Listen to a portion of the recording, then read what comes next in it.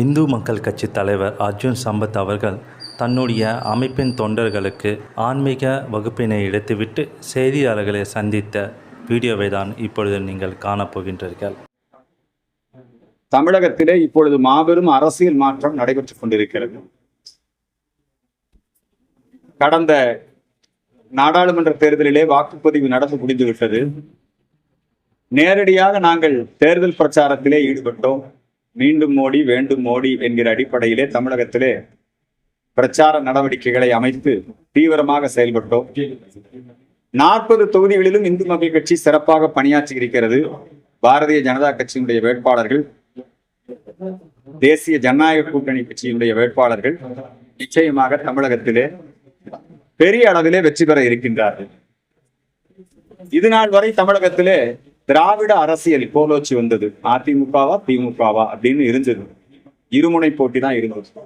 ஆனால் இந்த நாடாளுமன்ற தேர்தல் இப்பொழுது திராவிடமா தேசியமா, இந்துத்துவாவா இந்து விரோத கருத்துக்களா அப்படிங்கிற அடிப்படையில ஒரு திராவிடத்துக்கு மாற்று இன்னொரு திராவிடம் அல்ல, திராவிட கட்சிக்கு மாற்று திராவிடமே அல்ல, கம்யூனிஸ்ட் கட்சிக்கு மாற்று கம்யூனிஸ்டே அல்ல. அதனால இப்பொழுது தமிழக அரசியல் களம் மிக நன்றாக இருக்கிறது. ஒரு மும்முனை போட்டியாக இப்பொழுது உருவெடுத்திருக்கிறது.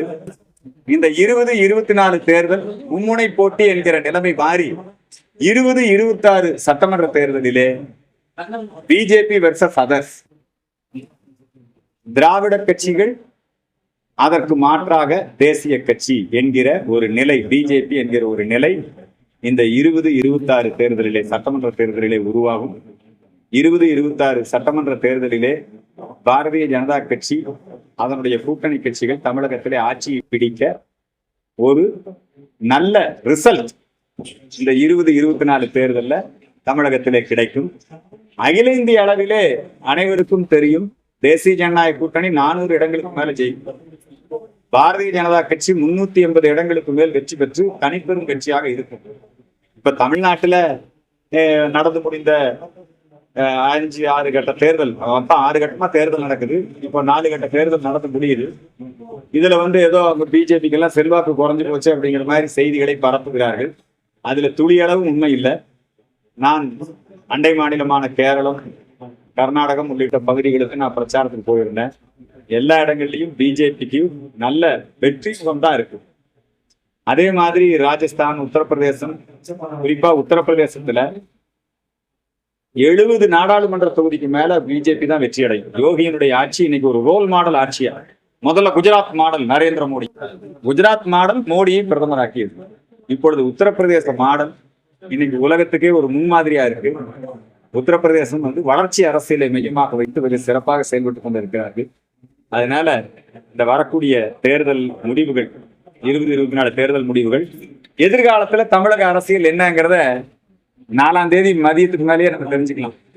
தமிழ்நாட்டுல ஏடிஎம்கே உடைய எதிர்காலம் என்ன எல்லாமே நீங்க பாருங்க. வருங்காலத்துல பிஜேபிக்கு தான் இனி தமிழ்நாட்டுல எதிர்காலம் என்பது. ஏன்னா இந்த கடந்த 3 ஆண்டு கால திமுகவினுடைய ஆட்சி, அதன் மீது மக்கள் வைத்திருக்கின்ற அதிருப்தி. இப்ப கூட பாருங்க, சட்டம் ஒழுங்கு சீர்குலைவு, கஞ்சா போதைப் பொருள் நடமாட்டம், மோசடி மதமாற்றம் அதிகரிப்பு, கோயில் நிலங்கள் ஆக்கிரமிப்பு, ஊழல், இது ஒரு மோசமான அரசாக இருக்கிறது. மக்கள் இதன் மேல கோபம் கொண்டு இருக்கிறார்கள். அதுவும் இப்போ இந்த கஞ்சா போதை கொலைகள் தினசரி ஒரு செய்தி பார்க்க முடியுது. கஞ்சா போதைப் பொருள் நடமாட்டம் தொடர்பான செய்தி பார்க்க. இப்ப நாடு முழுக்க அதிர்ச்சி அளிக்கக்கூடிய மிக முக்கியமான இன்னொரு செய்தி என்னன்னா, வெகு வேகமாக இந்துக்கள் தமிழ்நாட்டுல தமிழருடைய எண்ணிக்கை குறைஞ்சிட்டு இருக்கு. மக்கள் தொகை மதமாற்றத்தின் காரணமாக திருவள்ளூர், கன்னியாகுமரி போன்ற மாவட்டங்கள்ல இன்னும் கொஞ்ச நாள்ல தமிழர்கள், இந்துக்கள் மைனாரிட்டிகளாக மாறிவிடுவார்கள். நாங்க இப்ப இந்த தேர்தலில் பார்த்தோம், பல இடங்கள்ல கிறிஸ்தவர்கள் இப்ப சென்னை அண்ணா நகர் சட்டமன்ற தொகுதினா அங்க கிறிஸ்தவர்கள் மெஜாரிட்டி. திருவள்ளூர்ல பல தொகுதிகள்ல கிறிஸ்தவர்கள் மெஜாரிட்டி ஆகிட்டு இருக்கிறாங்க. இது தமிழர்களுக்கு பேராபத்தாக பிற்காலத்தில் முடிய போகுது. நாடு முழுக்க 45% முஸ்லிம்களுடைய எண்ணிக்கை உயர்ந்திருக்கிறது. இப்பத்த கணக்கெடுப்பு அந்த விஷயம் வெளியே வந்திருக்கு. கிறிஸ்தவருடைய எண்ணிக்கை மிக அதிகரித்திருக்கிறது. இந்துக்கள் தமிழருடைய எண்ணிக்கை குறைந்து கொண்டிருக்கு. இது எப்படி இந்தியாவுக்கு நல்லதா இருக்கும், தமிழ்நாட்டுக்கு நல்லதா இருக்கும்? ஏற்கனவே கன்னியாகுமரி மாவட்டத்துல தமிழருடைய எண்ணிக்கை குறைந்து கிறிஸ்தவர்கள் எண்ணிக்கை அதிகரித்து விட்ட காரணத்தினால் கன்னியாகுமரி மாவட்டத்துல சிவில் நிர்வாகம் உட்பட பிஷப்புகளுடைய கையில் இருக்கு. அங்க ஆட்சித்தலைவர் வலிமையானவரா, காவல்துறை சூப்பரண்டு வலிமையானவரா, மாவட்ட செஷன்ஸ் நீதிபதி வலிமையானவரானா கிடையாது. அங்க பிஷப் தான் வலிமையானவர். அவர்கள் அன்பியங்கள் மூலமாகத்தான் அரசு திட்டங்களையே செயல்படுத்துறாங்க. கிறிஸ்துவ பெரும்பான்மை கிராமங்களுக்குள்ள பஞ்சாயத்து தேர்தலா இருக்கலாம், உள்ளாட்சி நிர்வாகமா இருக்கலாம், எல்லாம் சபைகள் கிறிஸ்தவர்கள் தான் பண்றாங்க. அதனால இது பேர் ஆபத்து. இந்த தமிழர்கள் இதெல்லாம் சும்மா மத அடிப்படையில பார்த்துக்கிட்டு ஏதோ வெறுப்பு அரசியல் நினைக்க கூடாது. உண்மைதான், ஏற்கனவே இந்துக்கள் குறைஞ்சு போனதுனாலதான் பாகிஸ்தானை இழந்தோம், பஞ்சாபை இழந்தோம், வங்காளத்தை இழந்தோம். இன்னைக்கு தமிழ்நாட்டுல கன்னியாகுமரியை இழந்து இருக்கிறோம், தூத்துக்குடியை இழந்து கொண்டு இருக்கிறோம் மோசடி மதமாற்றம் காரணமாக. அதனால இந்த இந்துக்கள் தமிழர்களுடைய மக்கள் தொகை குறைவதை தடுக்க வேண்டும். அதுக்கு இந்து மக்கள் கட்சி வெகு தீவிரமாக, இதுக்கு கட்சி வித்தியாசம் ஏடிஎம்கே டிஎம்கே. ஏங்க முஸ்லீம் கிறிஸ்தவர்கள் மெஜாரிட்டி ஆயிட்டா ஏடிஎம்கே டிஎம்கே நீ நடத்த முடியுமா தமிழ்நாட்டுல? அண்ணா சிலை ஈவேரா சிலை இருக்குமா? இது முஸ்லீம் நாடு ஆகி போச்சு, இங்க முஸ்லீம் மெஜாரிட்டி ஆயிட்டாங்க, அண்ணாவுக்கு செலவு வைப்பீங்களா நீங்க? தமிழ்நாட்டு அரசியல்வாதிகள் இந்த நடைமுறையை புரிந்து கொள்ள வேண்டும். இந்த அனுபவங்களை மூடி மறைச்சு ஏதோ முஸ்லீம் கிறிஸ்தவர்கள்லாம் எங்களுக்கு ஓட்டு போடுறாங்கிற காரணத்தினால இந்த உண்மைகளை மூடி மறைக்க கூடாது. அது நம்மளுக்கு நாமளே புலி வெட்டிக்கிற மாதிரி. அதனால தமிழ்நாட்டில் இருக்கிற எல்லா அரசியல் கட்சிகளும் தமிழ்நாட்டுல தமிழருடைய எண்ணிக்கை குறைந்து போகாம பாதுகாக்கும் அதுக்குரிய நடவடிக்கைகள் மேற்கொள்ள வேண்டும்.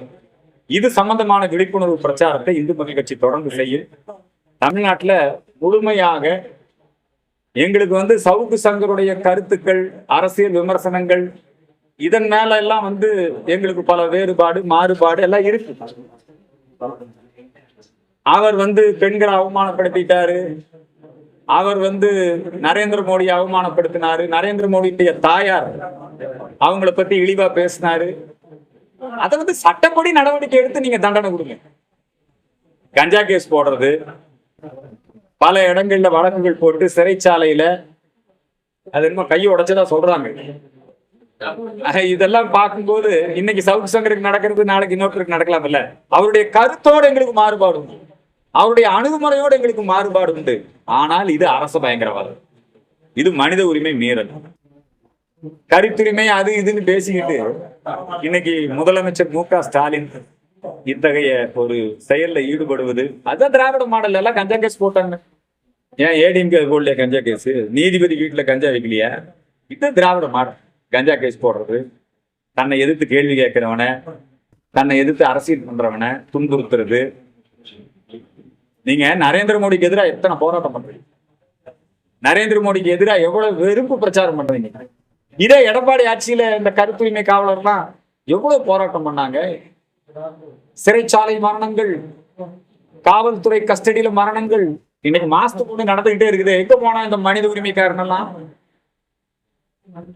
இல்ல சவுத் சங்கர் தண்டிக்கப்பட வேண்டியவதான். தண்டிக்கப்பட வேண்டியதுனா சட்டப்படி பண்ணுப்பா. அவர் பெண் போலீஸார் அவங்க சட்டப்படி நடவடிக்கை எடு. கஞ்சா கேஸ் போடுவியா? கைய உடைப்பையா?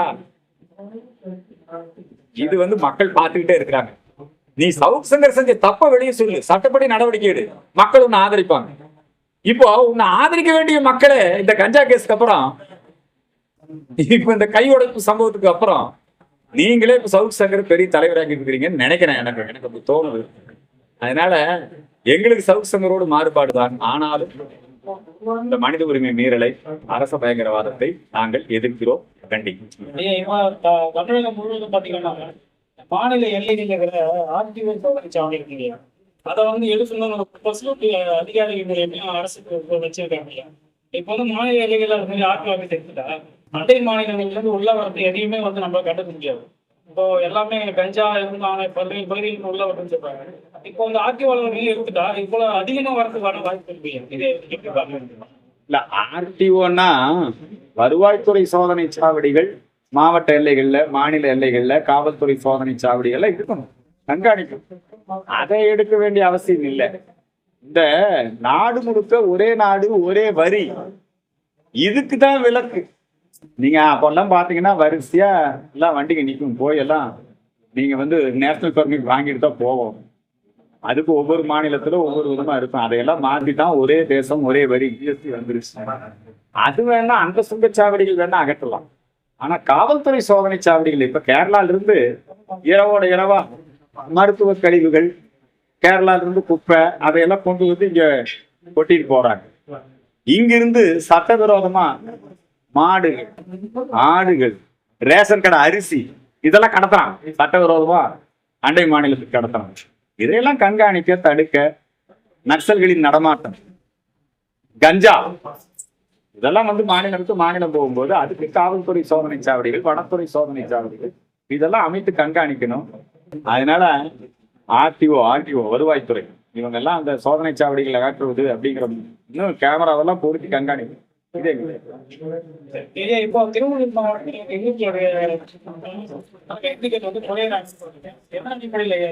மோசடி மதமாற்றம் திருவள்ளூர்ல நிறைய ஆயிருச்சு. ஒரு மலையவே வந்து ஒரு சிலுவையை நட்டி, அது அரசுக்கு சொந்தமான இடம். இப்ப நீங்க பாத்தீங்கன்னா அங்க ஒரு சிலுவையை நட்டி ஒரு மலையவே ஆகிருச்சு. இது மாதிரி பல இடங்கள்ல பட்டியலின மக்களை குறிவைத்து மதமாற்ற நடவடிக்கையில விடுதலை சிறுத்தைகளின் துணையோடு இன்னைக்கு வந்து இங்க ஈடுபட்டு இருக்கிறாங்க. சட்டவிரோதமா கொண்டு வந்து சிலுவையை நட்டி அரசு பொது இடத்தை ஆக்கிரமிச்சு அங்க மலை மாதா என்னென்னமோ எல்லாம் வச்சுக்கிட்டு இருக்கிறாங்க. அதே மாதிரி இங்க நிறைய எங்க பார்த்தாலும் இந்த ஜப கூடங்கள், அரசு அனுமதி பெறாத திடீர் சர்ச்சுகள் திருவள்ளூர்ல இந்த இது வந்து ஆந்திரா இதோடைய பார்டர் இந்த பக்கம் இங்க நிறைய இருக்கு. இங்க நிறைய பட்டியலின மக்களை மதமாற்றும் நடவடிக்கையிலே ஈடுபட்டு கொண்டிருக்கிறார்கள். இது வந்து தடுக்கப்பட வேண்டும். இல்லைன்னா திருவள்ளூர் மாவட்டம் கன்னியாகுமரி மாவட்டமாக இன்னொரு கன்னியாகுமரி மாவட்டமாக மாறுவதற்கு வாய்ப்புகள் அதிகமாக இருக்கு.